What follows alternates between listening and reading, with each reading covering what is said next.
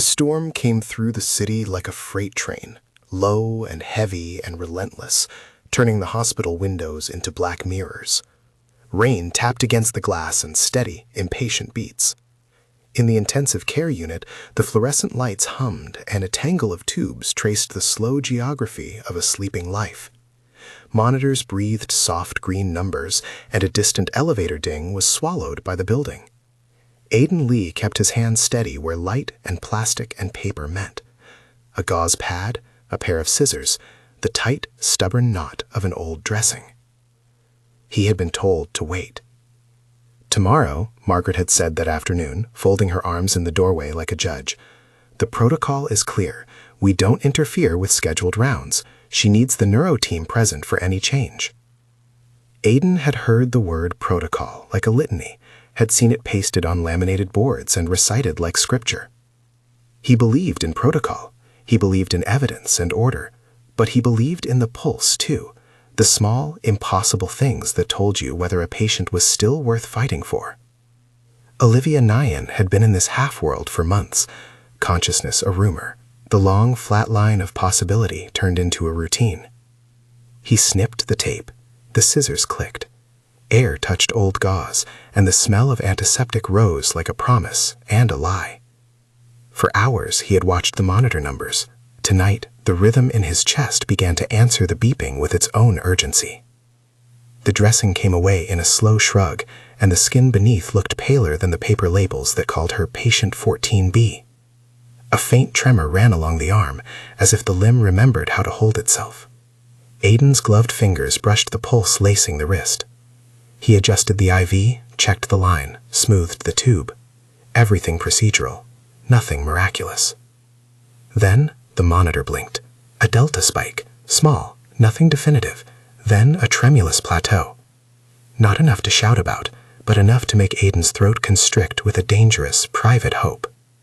He sat very still, and the noise of rain seemed to recede until the whole world was the room and the 4 numbers on the screen and the steady hiss of oxygen. Olivia's eyelids fluttered like paper, then stilled. Her lashes were ash. A wand of sunlight, a wedge from the storm clouds, cut through the blinds and lay itself along the bed rail. For the first time in months, the line of her mouth loosened as if she had heard something only she could hear. He didn't tell Margaret. He could feel her rules like a tether around his ankles, tight, sensible. He also felt something else like a door unlocked. He sat at the bedside and spoke because his voice felt like the only human force in the room. "Olivia," he said, "it's Aiden." No answer, not yet. He kept his hand on her arm because it was work to be still, because his thumb wanted to anchor her in this world the way a lighthouse anchors a ship. A soft knock at the door. Jake, the lab tech, poked his head in, rain beating on his hair. "Sorry," he said. "They let me out of the lab early. You okay in here?" Aiden gestured to the monitor. She moved. Jake slid the curtain, careful, like a man who knew the difference between being seen and being witnessed. "That's good," he said. "Good is good." They didn't know then that what Aiden had found under the tape, the sliver of further evidence wedged in the dressing tray, would change how they all saw good. It started small, a fleck of residue, almost invisible, like a smear of ink on white. Aiden pried at it with a gloved fingertip and found the edges of something not surgical, not hospital grade. He followed the trail to a little bottle taped under a cardboard drawer, an unmarked vial, seam still smooth, a halo of dried liquid near its neck. No label, no batch number. Ahmed's matched their handwriting to a letter. This one had no letter at all. The hospital inventory was a ledger of trust. Nurses checked vials off, signatures bloomed like pledges. The chart beside Olivia's bed carried the days in black and blue ink, routines, temperatures, medications. Whoever had put this in the tray had scrubbed their tracks. With an unlabeled vial, you removed the ledger's certainty. Aiden didn't like loose ends.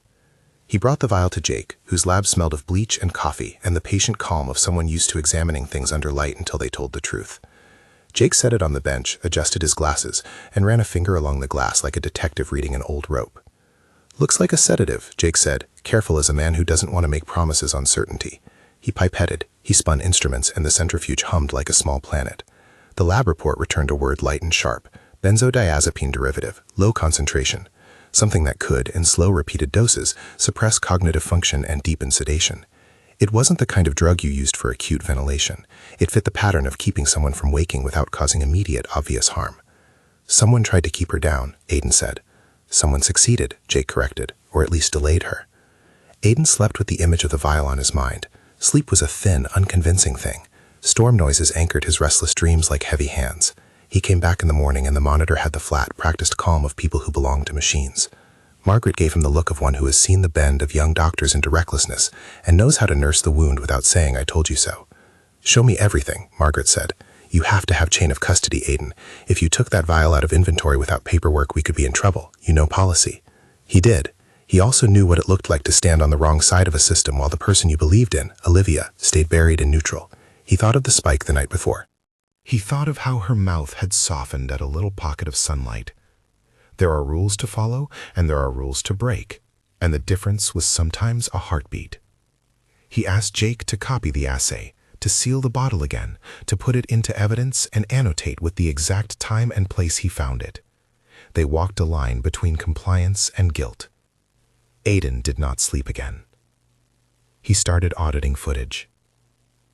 Security footage is grainy and merciless. It reduces people to shadows and gestures, but sometimes that reduction is enough. The tilt of a head, a hand passed, a door opened without the formality of a badge. Aiden sat in the cold room and fast-forwarded through hours of pixels until a small figure on camera moved like a punctuation mark against the empty corridor. Daniel Nyan, Olivia's brother, was in the clip, cufflinks flashing, the same measured gait he used on stages and in boardrooms. He wore a raincoat over the shoulders of someone who never learned to look small. He walked to a door, tapped a code, and entered the restricted wing. A minute later, a nurse, Jenny, left the area with a small white clincher bag. The camera angle blurred faces, but it recorded hands. Daniel and Jenny crossed paths near a vending machine. A small exchange occurred. Daniel's face was turned away from the camera, but his profile and the set of his jaw was unmistakable. The Nyan cast it like a shadow. Aiden rewound. He froze the frame. Avery, the security officer, leaned over his shoulder. "This is after hours," Avery said. "Why's he in there?" "Family visit," Aiden said weakly. Like family visits always explained everything in a hospital. But family visits didn't come with unmarked vials. He printed the frame and took it to Jenny's station. The nurse hid behind the station like a child under a blanket. Her hand shook as she signed the logbook. She was small and young and frightened, and she smelled faintly of dinner that had been eaten hurriedly in a car. Olivia's chart under her fingers was familiar. "Did you administer anything?" Aiden asked. Jenny's eyes slid to the floor, then up, then away. Her lips pressed together until they disappeared. She started and stopped. "He asked me to, Mr. Nyan. He said it was just to help her sleep. He gave me cash. He said—" "Daniel?" The word came out like a frost. Jenny nodded. "He said if I didn't, he'll fire my brother. He said it would be temporary. He said it would be safer for her. He said he was taking care of it." Aiden kept his voice even, because evenness made the moment usable. "Did he put it in her meds log? Did anyone see him?" "No." Jenny twisted a wrapper in her hands. "He left. I put it in her tray in the middle of the night. I was scared. He gave my brother money for rent. He told me not to tell. He told me to keep quiet. I can't." She broke off, and the confession was a soft thing on the floor. "Can you sign a statement about this?" Aiden asked. Her shame and gratitude warred on her face. She nodded. They made a paper record. Aiden walked the thin line between saving and prosecuting. He thought of Olivia, her company, her presentations, her absence like a financial shadow over 1,000 lives, and of Daniel's hand in the footage, an actor's mask of concern that slid into control. When he told Margaret, she folded her hands, like a woman who had been given a choice between the life of the hospital and the political storms of power. "You have to be careful," she said. "This will explode if it's true. Daniel is on the board. If you go in without counsel, you risk your license. You need a lawyer on this." He knew the truth of her logic. He also knew the truth of the monitor and the tiny rise of the night before. He could feel the case forming its bones in his hands. Vial, footage, confession, motive. And where there is motive tied to gain, there is thirst. Aiden found her file later that evening, on a shelf behind a stack of financial disclosures, as if the two could exist side by side. Olivia Nyan, founder, CEO, philanthropist. Her name was printed in corporate fonts and glossy headlines. She'd built a company that promised to change the way people touched each other across distances, and now she lay in a bed like someone who belonged to history rather than the future. He sat by the window and watched neon reflect on rain. He had given evidence to Jake, he had inked a statement with Jenny, he had watched Daniel on grainy video deliver a folded piece of influence to a nurse who couldn't afford to say no. He'd done the thing that crossed a line. He felt the weight of it like a stone in his pocket. The boardroom confrontation came because truth, even a slow one, has momentum. Aiden went to the executive lounge with a copy of the footage and a gut full of fever. Daniel Nyan greeted him with a smile that was part charm, part carbon fiber. The lounge smelled of espresso and cheap cologne. Rain traced its temples like jewelry. "Dr. Lee," Daniel said, standing like a man who expected flattery. "Mr. Nyan," Aiden said. He laid the printed frame on the table. "Do you want to explain this?" Daniel's smile thinned the way a knife thins butter. "Explain what? That I'm a concerned brother visiting my sister?" Aiden didn't come to beg. He came to make things uncomfortable. "You are on camera entering her unit after hours. You are on camera leaving with a nurse. There's a vial in her tray that doesn't belong to the inventory. The vial contains a sedative. That nurse admits you gave her cash in exchange for helping keep your sister sedated." Daniel's expression shifted. The unmistakable thing about men like him was how quickly they could rearrange their face into masks. He leaned back and laughed, a sound like breaking glass. "This is rich, doctor. You accusing my family? You have no idea what you entered into. Olivia's affairs are business, and business has weight." I suggest you think about your license before you go playing vigilante. You threatened a nurse, Aiden said. I threatened nothing. Daniel's voice was a public string. I coached. I administered counsel. You should remember where you are, Dr. Lee. There are consequences when you go rattling through places you don't understand. Aiden felt something far colder than anger. It was the precise, clinical fear that someone in power can arrange your life like a chessboard and move you for a purpose you could never expect. He left the lounge with the taste of iron at the back of his mouth. Word moved faster than guilt. People who owed favors or feared losing them spread into corners and whispered. The hospital administration circled its own careful language. Margaret summoned him in private and read him the list of sanctions a young physician might face for unauthorized evidence gathering. You could be suspended, she said. You could lose your certification. But think of her, Aiden said. She's been kept in a haze. Someone broke the chain of medication. Margaret's eyes were tired. We will proceed by the book, Aiden. You cannot be the only one holding the line. Aiden relented to the letter of process, but not to its soul. He reached out to Rachel Kim, a prosecuting attorney who had handled several white-collar cases and who moved through legal halls with the economy of someone who knew how to make time produce decisions. Rachel listened in a cool, economical way. Evidence chain, she instructed. I need the vial sealed, lab results, the printed frames, a sworn statement from Jenny. Any text messages, financial transfers? If this is the kind of pressure he can apply, we need to show motive and means. They began the slow process of conversion, fear into paper, suspicion into testimony. Rachel's office smelled of coffee and the paper of people who make bargains with truth. She tapped her pen against a legal pad and said, if he benefits from keeping her incapacitated, control of shares, proxy votes, then we have motive.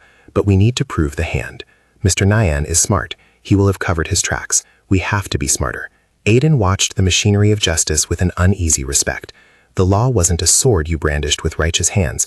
It was a lathe you fed details into, and sometimes the lathe chewed the wrong things. He thought of Olivia, her hands like the hands of a woman who held conferences and signed contracts that rewrote people's lives. He thought of the small life measures in a hospital room, the tilt of a head, the squeeze of a palm, the flutter of an eyelid. Back at the bedside, Olivia's skin had the color of something fragile. She did not speak. For months, her family had not been able to make a sound that woke her, and yet the night before and the day after the discovery, she had shown the tiniest sign of relinquishing the sleep. Her fingers curled in on the sheet like a person gathering a small secret. Aiden sat there sometimes for hours, understanding the line between professional distance and human need. He refused to be sentimental in front of himself. Sentiment is a neat pile of excuses. But he also refused to pretend that the small movements didn't feel like a bell rung in the dark. Olivia's visitors were curated, lawyers, assistants, an occasional board member whose eyes slid over the machines as if they were abstract art. Daniel came and left on schedule, impeccable and controlled. He moved through the room like someone rehearsing grief. When he saw Aiden across an intersection of corridor and glance, his jaw tightened, but his face remained trained in a private show of concern. One afternoon, between meetings and legal discussions, Aiden caught sight of a folded edge of paper beneath Olivia's pillow. It was only a corner, browned at the rim like a leaf someone carried in a book. He did not move the pillow that day. He couldn't. The rules and the people who enforced them were always the first thing in his mind. But he noticed how her gaze always slid away when he spoke to her. If she turned her head, she looked at the ceiling or the window rather than directly at him.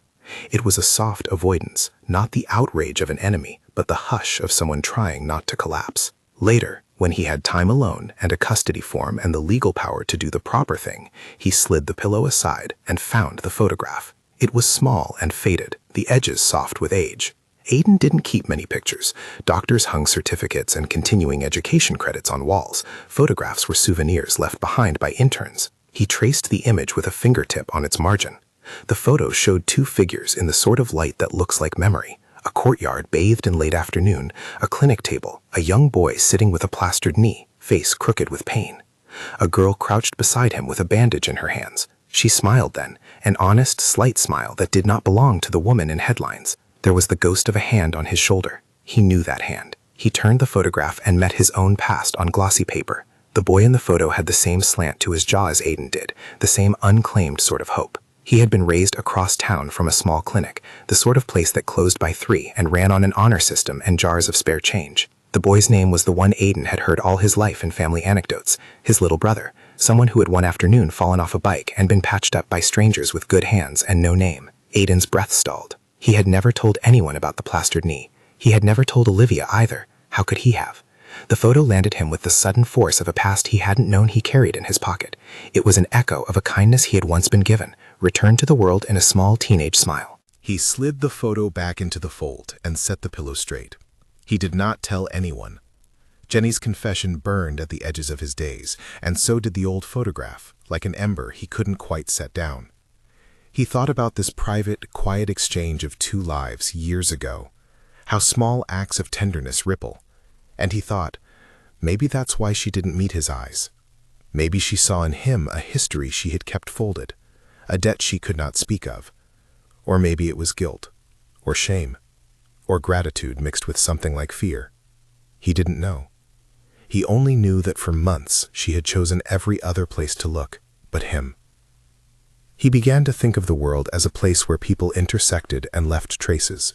A bottle under a tray, a grainy frame of security footage, a photograph slipped into a pillow. The stakes were not abstract. They were as near as the drip stand and as raw as a nurse's hands. He found himself making lists, evidence, contact, counsel. He met Rachel in her office again and again, and she made the lists smarter, sharper. She said things like motive, stock transfers, proxy control, and the world of corporate power unfolded its nets. Daniel benefits, Rachel said, tapping the pad. If Olivia is incapacitated, he can step in, or at least influence the board, and sell to the highest bidder. That is clear. You have a witness. Now we need to show direct action, payments, messages, someone who can testify that he intended to keep her out. It's not only about money, Aiden said. There's a moral thing. He wanted control. He wanted to play God with her life. Rachel looked at him as people look at younger people whose passion is honest, but who don't know the shape of law. Dr. Lee, the law isn't concerned with morality. It's concerned with actions that can be proven. We will focus on proving that Mr. Nyan acted to keep Miss Nyan incapacitated, and if we can show he paid a nurse or coerced one, then he'll have trouble denying intent. You need to be ready. This will be a high-profile case. There will be cameras. He will have good lawyers. He was ready enough to be frightened. That fear was a new kind of clinical sensation, the queasiness a practitioner gets when a diagnosis turns out to be contagious. He imagined headlines and pity and the private industry of rumor. He thought of the man in the lounge who had looked at him like he was an insect. The first public move came on a gray morning when the law filed for an injunction to gain control of Olivia's medical decisions and to impanel the board for emergency review. Rachel led the charge, and the hospital, with its walls of procedure, agreed to cooperate. The press smelled blood in the air like vultures. Cameras parked like black stones outside the hospital's main entrance, and reporters took on the look of people waiting for a play that wanted their applause. Behind the cameras, in the quieter space of a conference room, Aiden watched the legal team present a timeline. Each piece of evidence sat on the table like an artifact. The sealed vial in its box, a printout of the security footage, Jenny's signed statement. Rachel's voice was a saw cutting through a log. We have motive, means, and witness. We ask for a temporary guardianship order and for the court to allow for a criminal inquiry into medical tampering. It was procedural law dressed in stern clothing. It had teeth. It made Aiden feel both vindicated and small. He wanted to be the person who got the little things right, change a dressing, read a waveform, but he had been swept into a world of suits and filings and public spectacle. The patient, the woman in the bed, remained the pivot. Outside the court, Daniel's spokespeople spun narratives of privacy and of a family's right to make decisions free from scrutiny. He issued a terse statement. He had acted out of concern. There was a photographer who lingered on Olivia's closed hand and a journalist who wrote about the drama of the Nyan Corporation with metaphors about ships and wakes. Aiden felt like an accessory to a play that was being written in someone else's ink. In the middle of it, Olivia's small moves continued. She blinked at noon and clutched a blanket like something to anchor herself to. A therapist taught her a code: a squeeze once for yes, twice for no, long holds for slow down. It was the language of the small, of people who have to relearn how to take up space. Aiden was there for those first fragile conversations, but always with his hands honest. He would not touch boundaries he hadn't earned. He listened while someone else, an occupational therapist, a speech pathologist, guided the work of waking a person to their own voice. He brought her tea in a cup that had a lid and a straw because therapy said it helped with coordination. He watched her eyes follow the movement of the cup, and once she licked her lips as if surprised by the taste. In the small theater of those moments, intimacy grew like a seam, slow and careful. At night, when the court had granted temporary conservatorship to a neutral trustee pending investigation, and cameras had dispersed like gulls, Aiden sat with the photograph in a hospital room lit only by machines. He had not meant to take it. He had meant to observe, to follow the ethics of his craft. But the photograph had found him, and he had found in it a story he didn't know he'd been missing. Someone giving a bandage once to a boy with a scraped knee. Someone small and exact, laughing in a sunlight that had not yet turned into headlines. He thought of what else could be hidden in those small things. If a person will go to the trouble of tucking a photo beneath a pillow, what else might they keep? Secrets are not always crimes. They can be kindness wrapped in a paper that worries about what acknowledgement would do to the giver. He thought of the way Olivia avoided looking at him, and of how gratitude and shame can be twins, sharing the same face. The night before the preliminary hearing, Aiden found himself awake with the image of a pair of eyes that refused to meet his. It was a small domestic sharpness, like a splinter under the skin. He worried that the trial would make all relationships into spectacles, that the world would expect them to perform feeling. He worried about his own motives. Had he acted to help or to see himself as a hero? He had to be honest, otherwise what he did would not be service but performance. The morning of the hearing, the sky opened in clean, washed light. Cameras clustered like small birds. Daniel arrived with lawyers and a new polish. He walked like a man who never had to look anyone in the eye because he never had to be seen for what he was. Rachel moved through her notes with the smoothness of someone correcting an equation. In the courthouse's air, with the scent of paper and the muffled breath of the city outside, Rachel laid out the case. The jury of public opinion kept time in clicks and camera flashes, but the law took another rhythm. Witness statements, cross-examination, chain of custody. Under it all, Aiden sat in the second row and felt his throat go dry each time Olivia's name was spoken. He wanted to be close enough to hold her hand, to remind her that she was not only a case, but he did not want to crowd her light. In the middle of the hearing, unexpected and delicate, came the first deliberate squeeze. A small, electric squeeze, 2 fingers closing on his own in a sign they taught her in therapy. He almost missed it. Then he looked, and she had tightened her hand around the blanket as if it were a cord to home. A tiny, courageous motion. It ended the moment with the force of a punctuation mark. When Rachel called him to the stand to recollect the evidence he'd found, the room grew very quiet. He spoke plainly. He didn't need rhetoric. The facts held the drama. The vial, the footage, the nurse's statement. I could see Daniel's face in profile as if on a stage, and the cold calculation made him a silhouette in the light. Afterward, as the hearing recessed and the judge read temporary measures aloud that would keep the investigation formal, Aiden walked the hospital's corridors feeling like a man whose hands had been full of something both sharp and soft. He thought about how precarious agency was, how easily it could be sapped by people with seas of wealth and a willingness to keep others small. He returned to Lydia's room where the monitors hummed like bees and the rain had stopped and left a clean smell. She was sleeping again when he stepped in, the photograph tucked again beneath her pillow like a small talisman. He sat and read a page of medical notes and the report of the day. When he looked up, her eyes were open. They were focused on the window at first. She breathed in and out like someone learning a new cadence. Then, almost as if she had rehearsed the motion, she turned her head so that her eyes glanced briefly toward him. Not meeting him, only glancing. And then, as if the shape of him was too much, she looked away to the ceiling. The avoidance was no less painful for being subtle. He sat very still. At the edge of the bed, she curled her hand under the blanket. On the sheet beneath, a quilted fold revealed the thin edge of the photograph he'd seen before.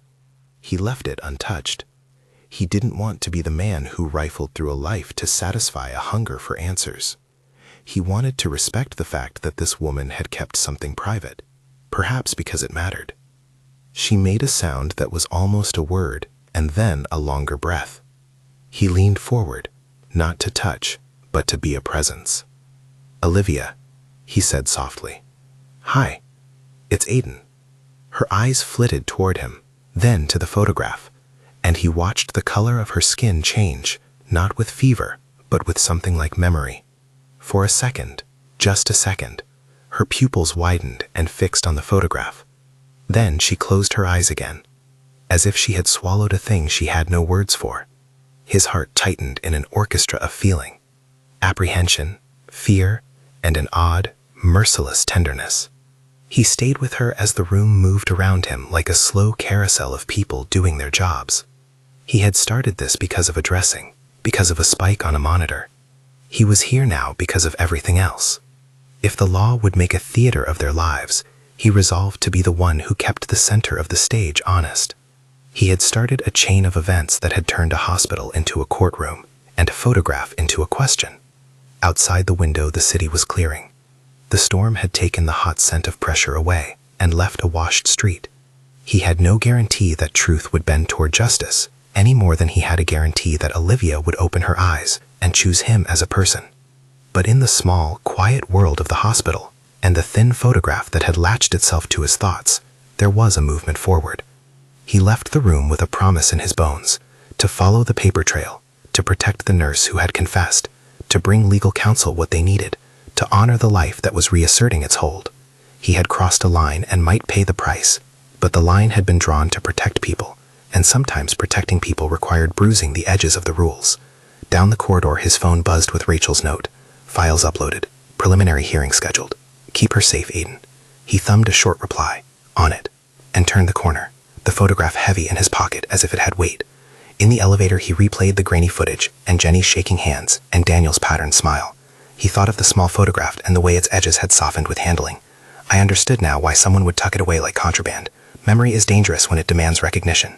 The elevator doors opened, and the hospital smelled of hot coffee and antiseptic, and the electric clean of a facility that never truly slept. A woman on the floor called to him. She needed a script changed, a clarification, and he knelt to explain because the small mercies mattered. He signed forms, he listened to nurses, he assembled evidence into a neat stack of things that might someday make the difference between a person being used and being seen. That night, as his apartment filled with the blue light of screens and the quiet hum of the city's night, Aiden lay awake and considered that an unmarked vial was never a single problem. It was a symptom. It suggested a line of intent and a method. It suggested a person who could wield a family name the way others wield a club. It suggested a world in which a woman who had built a company could itself be dismantled quietly, like a sculpture moved in the night. He thought of the photograph again, and the way Olivia had looked away when their gazes collided. He had to know, without breaching her dignity, what that avoidance meant. But any question like that had to be earned. For now, he would let the law do its slow work and the medical teams do theirs, and keep the small, private things sacred. He fell into a half-sleep filled with the hum of machines and the memory of a small hand on a knee, and the idea that sometimes the smallest kindnesses carried echoes for years. When dawn broke, it found him at Olivia's door again. A storm had washed the city clean, but it had left other weather behind. The world felt raw and honest and mercilessly bright. The preliminary hearing would be later. Evidence would be presented. But in the thin line between legal process and human recovery, a small movement had started. A hand had squeezed a blanket. A photo had surfaced like a pebble at the bottom of a river. And somewhere ahead, Aiden understood, the current would carry them into a place where eye contact would matter in whole new ways. He sat down and read the chart, and a little later, when no one else was watching, he reached into the drawer and smoothed the corner of the photograph again with a light, reverent touch. He didn't need to see everything to know the direction the story would take. He only needed to keep following the line, like a blood trail in the snow. The day opened and the hospital moved into its own rhythms. The legal team prepared, the press parked, the city breathed. And in a quiet hospital wing, a woman who had avoided his eyes for months lay with a photograph tucked beneath her pillow and a future that might yet, painfully, return to her. If you like character-driven, true-to-life dramas, stay with this one. The rest is worth it. The preliminary hearing moved with a kind of efficient cruelty. Lawyers traded phrases like currency. The judge's voice was a metronome. Aiden sat with his hands folded in his lap and watched the world sharpen into legal shapes. Affidavits, exhibits, sworn testimony. He felt oddly distant from his own voice when Rachel called him to the stand. It sounded like someone else's, calm and plain as she pushed him through what he'd found and how he'd found it. He did not embellish. He didn't have to. The lab report, the sealed vial, the nurse's signed statement, the printed security frame, these things fit together like the teeth of a key. Across the gallery, Daniel sat like a man who expected favors to bend in his direction. His lawyers navigated the courtroom with the practiced grace of people who had been paid to trim edges into continuity. They tried to make the narrative tidy. Family concern, misinterpreted actions, a doctor with zeal and without caution. They asked Aiden questions designed to widen the gap between his intentions and the technicalities of procedure. Did you remove evidence? They asked. Did you alter the chain of custody? They made him repeat times and the specifics of what he'd done, and each repetition carved the possibility of his punishment. Rachel held the line. She let the evidence breathe for the jury and the judge. She did not exaggerate motive, she built it. She pointed to stock transfers and proxy documentation that showed Daniel's position would benefit if Olivia remained incapacitated long-term. She showed bank records, small, deliberate transfers, that tied a shadow account to an address linked to a man in Daniel's orbit. Jenny's sworn statement arrived with a tremor of its own. She read aloud what she had said to Aiden, and the sound of her admission filled the room because it was a human sound and not just a printed claim. Daniel's defense tried to discredit Jenny, paint her as a vulnerable young nurse with motive of her own. They suggested she had misremembered, that cameras were grainy and ambiguous, that the vial could have been planted. They pushed at the seams of things Aiden had done that risked his license. But each suture Rachel sewed was clean. The vial had been tested. The technician Jake testified calmly to the compound. Timestamp metadata matched the times in the security footage. Bank transfers showed a pattern of payments to a temporary employee who had ties to Daniel's aide. There were moments that felt cinematic and small. Olivia clutched the blanket at the defense table and blinked in deliberate rhythms they taught her in therapy. At first, the court handled her like porcelain, an object to be preserved. But Rachel argued gently that the woman needed to be heard, and in a later session, the judge allowed Olivia to make a statement under oath, as long as the medical team certified competence. The evaluation was thorough. A speech therapist testified to Olivia's ability to comprehend and respond. She had been cleared. On the day she took the stand, the room leaned. She had learned to speak in a cadence through months of practice, word by word, phrase by phrase. She read from a small sheet of paper, but when she looked up, she looked like someone remarshaling a life. Her voice was steady enough to ring. I remember being in the courtyard. Her words landed in the hush. "I remember light and a boy with a scraped knee." She paused, fingers tightening on the paper. "I remember a woman helping him. I remember being small and wanting to be brave." The defense did its work of trying to make memory seem tidy and unreliable.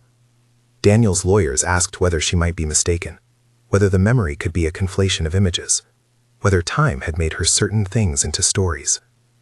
Olivia's testimony was quiet but precise. She described timelines of family dinners, the way she had made donations under a different name, the fact that she had supported clinics in proportion to a sense of something owed. She spoke of board meetings and decisions and the pressure of scale. She described plainly a distance that had grown between small, personal gestures and the machinery of influence. "It was never my intention," she said, and there was a force in the sentence because those words had weight. "I didn't know men could turn care into control.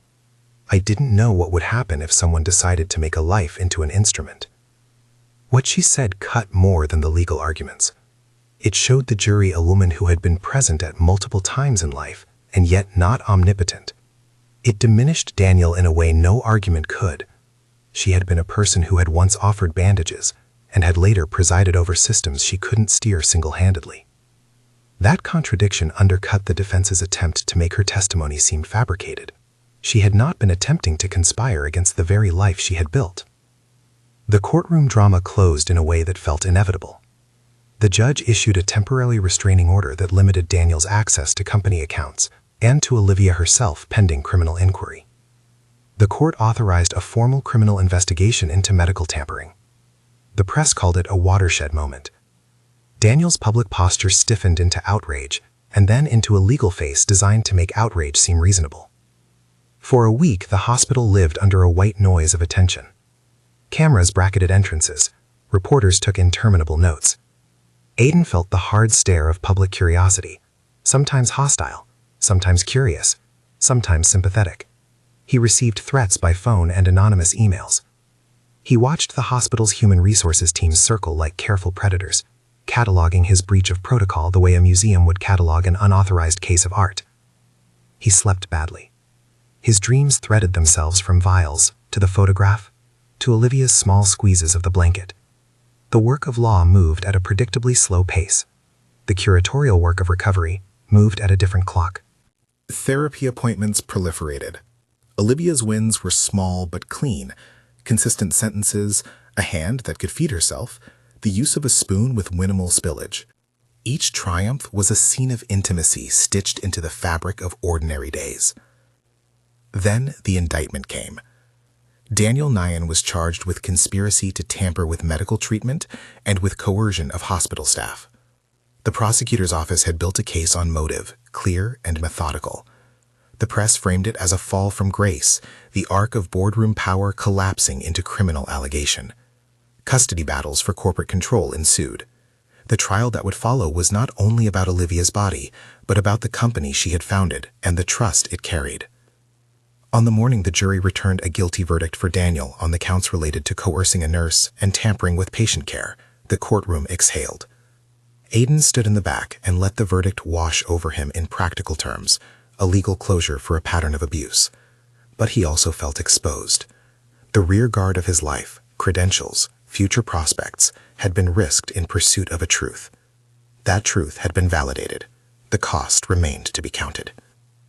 Outside the courthouse, after the verdict, people swarmed in their hunger for a narrative. Cameras looked for affect, reporters jostled for a phrase. Olivia wanted only to leave the room with dignity. A well-meaning PR advisor suggested a staged moment, an image that would sell clean headlines. Olivia refused. She wanted one clear thing, to thank those who had stood for her. "Thank you," she said to Rachel, to the nurses, to people Aiden only knew by their last names on charts. When she turned, she met Aiden's gaze, not fully, but enough. Their proximity was thin, and there were still hospital monitors and legal threads tethering them to the past. They left the courthouse without fanfare. They shouldn't have been alone. The world is rarely gentle after verdicts. A hired man watched too many trials and invested in outcomes. He followed Daniel's interests in human form, a broad-shouldered man with a bandana and a consistent contempt for consequence. He intercepted them in a restaurant a block from the courthouse. It was the kind of spot with glass and modern chairs, and people who pretended business lunches were private. Aiden saw him first, too late. The attacker moved with a blunt arithmetic. He pushed past a hostess and lunged toward Olivia. The man's hand closed on her arm. His other hand found a bottle. People screamed. Aiden stepped forward with the reflex of years working with brittle bodies. He grabbed the attacker and pulled. The first blow landed across Aiden's forearm, a hard, bright pain that flared white and then laced into a steady burn. He shoved back, ankle planted, and managed to push Olivia out of the path of the second swing. Tables slid. Glass fell like rain. The attacker swung again and struck the back of Aiden's head with something heavy. A fight is less cinematic close-up than people assume. It's a series of impulses, an ugly calculus of weight and momentum. Someone shoved a chair into the man. A server pressed a wine bottle toward a fleeing exit. Security arrived too slowly and then with brusque competence. The attacker broke free and made for the door. Aiden, blood on his temple and fury under his skin, watched him go. He had taken the blows for a woman whose life had been in question for months. He had done the thing again, put himself between harm and a person he had a duty to protect. Paramedics packed ice around Aiden's head and bandaged his arm. Olivia sat shaking, holding his hand like a child. The cameras got their images, a doctor with a split lip and a bleeding temple, a billionaire in a fitted blazer clasping his hand. The image became a headline, Dr. Shields Tech CEO during attack. For all the quiet fights they'd had over procedure, the world simplified them into a single picture. It pleased some and infuriated others. That night, the hospital's social feeds were full of people arguing about boundaries and heroism. Aiden received both praise and profession-oriented scoldings. The medical board opened an inquiry into his earlier evidence handling. He accepted the consequences with the quiet of someone who had stepped off a known path and into something uncertain. He'd weighed the cost. Now he would pay it, if that was justice. Olivia went home under the guard of law and of people who kept her schedule like careful animals. She sent flowers to the staff that treated Aiden. She sent an envelope to Jenny with enough money to stabilize rent and to get her brother into job training. The gestures were hers to make. She had the power to shape consequence in ways that were not simply legal. Recovery for both of them was a slow accretion of small rituals, dressing changes, swallowing, practice with a toothbrush. They traded roles sometimes. Aiden, who had been her caregiver, was now being tended by therapists who put him through balance drills after the blow to his head. Olivia learned to prepare tea. Aiden learned to take the tea and to watch her do it without the habit of professional detachment. There were periods of quiet that felt more telling than any official symptom. They shared meals in the hospital cafeteria. They walked slowly in the corridors when they were allowed. They read aloud for one another. Aiden's hands learned to be both careful and present in a different way. Olivia taught him the exact way she took sugar in her coffee. Intimacy, in those months, was less an inevitability and more a series of choices. To sit when it would be easier to walk away, to make room when space might be seized, to speak truth when avoidance was the easier path. A necessary formal step came before anything could shift between them beyond friendship. Aiden requested a leave of absence. The hospital approved a transitional arrangement. His patient responsibilities were temporarily transferred to Dr. Harris, a neurologist with a steady hand and a reputation for ethical rigor. The transfer was documented. He would remain a consultant, present for moments when his history around Olivia was important, but not her primary physician. It was a line drawn in ink and conscience. Both of them respected it. She left the hospital under her own power in the spring. She moved into a small penthouse with fewer of the trappings that once suggested invulnerability. There was a stack of books on the coffee table and a reading lamp. On the wall hung one small portrait, a black and white photograph of a clinic courtyard, the sun a flat coin of light. The photo at the center was the one Aiden had once found, now framed in a modest frame. It sat where she could see it when she first woke. She had not meant to be dramatic. She had meant to be private. Months later, with the criminal trial concluded and Daniel sentenced to a term that would unmoor some of his business plans, the official burdens eased. Olivia made choices that surprised corporate insiders. She relinquished a controlling share of her company to a trust that would invest in community healthcare initiatives. The stock market responded as it does, with noise and with eventual understanding. It left room for something less public, a clinic project that would become a real, modest place in a neighborhood that had none. Aiden visited the project sites before ground ever broke. He consulted on layout, on patient flow, on how to make dignity part of architecture. He did this as a man with a doctor's mind, not as a husband or a petitioner. Olivia watched him move through rooms and corridors and would sometimes sit in an empty lot and tell contractors exactly what she wanted: a larger waiting room with natural light, a sliding scale for payments, a partnership with a community college for nursing students. Her gestures were practical and specific. Money used like scissors cut things into new shapes. In private, their conversations deepened. They spoke about the photograph, often. It lived between them like a hinge. One evening in late summer, when the clinic scaffolding had been taken down and a bench had been placed out front, Olivia invited Aiden over for tea. The sunlight had a softness to it, like a hand that had stopped clenching. They sat on the bench and watched nurses come and go. Patients drifted in for appointments, and a small piece of the world rearranged itself into something more humane. "I didn't tell you before," Olivia said. Her fingers traced the lip of the cup. "Not because I wanted to hide from you, because I didn't know what to say." Aiden listened. He had learned to hold his breath until she had situated what she needed to say. He learned that patience was its own form of courage. She reached into her bag and pulled out the photograph. It was the same image he'd seen months earlier, now with a crease at the corner where it had sat folded for years. She held it so that the light caught the faces. Her thumb brushed the boy's knee. Her voice changed. It telescoped into something close and wound with previous seasons. "You were smaller than you are now," she said, and for a moment she laughed, a brief, surprised sound. "You were furious at the plaster. You cursed at the world. I remember thinking you would be someone who knew how to be angry at unfairness." Aiden's chest loosened in a way that felt like a loosening of stitches. He did not say anything at first.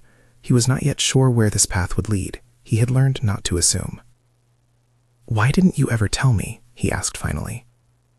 She looked into his face and then away, and the way she looked away was the same small avoidance that had haunted him for months. "At the time, we were both small," she said. "I was a teenager. I worked at a clinic that took donations from anonymous people. It was the only place I could learn how to be useful without being seen." Her fingers lifted from the photo and curled around his hand, as if to test whether the skin under the palm felt real. "Later," she continued, speaking slowly, "later I made choices that had more consequence than those small hands. I thought money would make things right. It didn't. It made different harms possible. When I saw you here, when you were a doctor and you were risking everything to protect a woman who had been my patient in a sunlit courtyard, well, I didn't know how to hold both things. I felt unworthy and ashamed, and so, for a while, I kept my eyes away." Aiden's breath gathered. The explanation did not absolve the past entirely. No single confession could. But it made the avoidance legible. It explained the mixture of gratitude, self-reproach, and distance that had lived in her face. It was human, not theatrical. It held complexity. "You thought I would, scorn you?" he asked. "No. I thought you might see me as less because I had had power and hadn't used it in the way I wanted." She put the photograph into his hand then, a deliberate, flat gesture. "I didn't want your pity. I didn't want your charity. I wanted to be seen the way you saw people in the clinic, without the halo and without the suspicion." He looked at the boy in the photograph, then up at Olivia. For a moment, everything seemed reduced to a single bright line of clarity. She had been the girl with the bandage. She had been small. She had later become large in ways neither of them had imagined. She had then used that largeness poorly and was trying to make amends.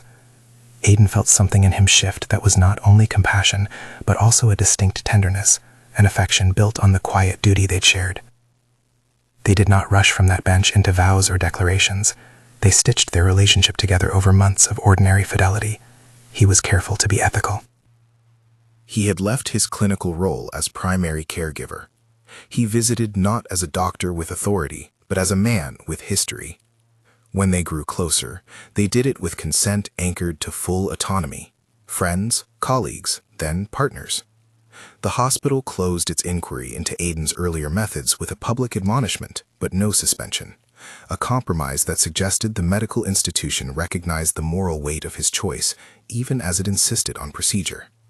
He accepted it with a kind of humility that made him more likable in private, and less indispensable in public. The clinic opened on a drizzly day with a modest ribbon cut by a woman who had learned to make choices under reading lamps and in boardrooms. The press were invited, but the event was small. Neighbors, nurses, a few local politicians. Olivia spoke little. She introduced a program that guaranteed sliding-scale care for people without insurance and a scholarship for nursing students who agreed to serve in the neighborhood for 2 years. She dedicated a consultation room to the name of the nurses who had made it possible, and there was a small plaque for Jenny, whose courage in testifying had been a turning point. The ribbon fell back, and people flowed inside. Aiden walked the rooms and checked equipment and listened to the staff. He felt a soft, bright kind of rightness. The photograph of the sunlit courtyard had been copied in small frames and placed in the staff room. It served as a reminder that small acts had weight, and that those acts could be used to build something larger. Months later, on the clinic's little front stoop, as the evening light thinned, Olivia and Aiden stood and watched an old woman with a cane make her way up the path. She paused and glanced at them, and then at the sign that bore the clinic's name. She smiled and patted Olivia's hand. The simple gesture looked like forgiveness. They had reached a place where the private pieces of life, the photograph wedged beneath a pillow, the sleepless nights, the legal battles, did not feel like wounds anymore, but like reminders of the work that had been done. There were still journalists, and there were still board meetings where residual dissent wanted to protract itself. But the center of their days was steadier. One evening, with the clinic closed and the lights giving the waiting room a soft glow, Olivia held Aiden's face in her hands, the small, decisive gesture of someone who has watched a life and decided to enter it on purpose. "I want to ask something," she said. She had practiced asking it in the quiet of the office, in the cadence of mornings, and in the way she'd rehearsed public statements. But it was not rehearsed now. "Will you stay with the clinic? Stay with me?" His laugh was brief, surprised. He had imagined many outcomes. He had not imagined the exact shape of this gracious, modest question. He said yes. The promises they made were not theatrical. They were practical. To keep honesty, to defend one another in public and private, to maintain boundaries that respected history and the profession that built him, to build a place where medicine and dignity met. They did not stage a lavish wedding for the cameras. Instead, they held a small ceremony on the clinic lawn, surrounded by staff and nurses and people who had given them the scaffolding of a life. Olivia wore a dress without branding, and Aiden wore a suit that was comfortable. A child from the neighborhood, one of the first patients, tossed flower petals clumsily. The photograph of the sunlit courtyard hung in a small frame at the entrance to the clinic, visible to everyone who came in. They cut a small ribbon again, the gesture now a private echo in a life that had formed new rhythms. In the years that followed, the clinic expanded into a network of modest sites. The trust Olivia established redistributed wealth into healthcare access, scholarship funds, and small business loans for clinic-adjacent services. Aiden became medical director of the network, his role more administrative and less bedside in the technical sense, but he still made time for patients. They both learned the limits and possibilities of influence, how money could tilt systems, and how humility could level them. People still asked about the photograph. Journalists turned it into shorthand for origin myth. Aiden and Olivia answered simply. 2 strangers were small once. It was enough. On calm nights when the clinic was closed, they would sit together in the staff room and look at the framed photo of a boy with a plastered knee and a girl leaning toward him with a bandage in her hands. The image had the authority of something true and small, like a coin found on a path. It reminded them why they had started the work, why they'd risked law and reputation, and why they had chosen each other. He thought sometimes about the nights he changed a bandage against instruction, about how the monitor had blinked that first tentative spike, how a vial had sat like a question under a drawer. He thought about the nurse who had trembled, and the lawyer who had translated law into protective muscle. He thought about the man who had tried to steal life with a bottle and a briefcase full of intent, and he thought about the man who had paid the price for his choices in a cell. But most of all, he thought of the photograph, how a single, faded capture of 2 small human beings could reshape the way 2 adults saw one another. It had explained a dozen fragile things, why she withheld gaze, why she had carried a private debt of shame, why she had hidden herself in the machinery of corporate growth. It had not promised an easy redemption. It had offered a path toward one. The city moved on in its peculiar, indifferent way. The clinic hummed as clinics do, with the banal courage of people showing up. Olivia and Aiden learned to let press cycles wash over them. They learned to be intentionally ordinary, They opened a small extension room for teenagers with scraped knees and gave them plaster and a private, kind hand. On more than one occasion, a boy with a furious mouth and a scraped knee lay back and found a young woman with careful fingers beside him, and in that small repetition, the world rearranged. Years later, when a reporter asked what had saved them, Olivia answered without theatrics: people who were willing to do small things honestly. She looked at Aiden and then at the framed photograph behind him. A photograph is only paper, she said, but sometimes paper remembers what we forget. Aiden took her hand and the camera shutter clicked. He had once been a young doctor who risked license for the sake of a pulse. He had once found a photograph wedged beneath a pillow. He had once been struck in a restaurant for someone else's sins. He had also become a man who understood the narrow seam between audacity and procedure. He had learned the care of both. On the clinic's porch, a mother who had just enrolled a child in a vaccination program held the child's hand and asked them to bless the little life. Olivia smiled and looked at Aiden. There was no need for the language of grand gestures. There was only the work of tending, the slow, polite accumulation of a life that, like a photograph, would become a witness to what ordinary compassion could do.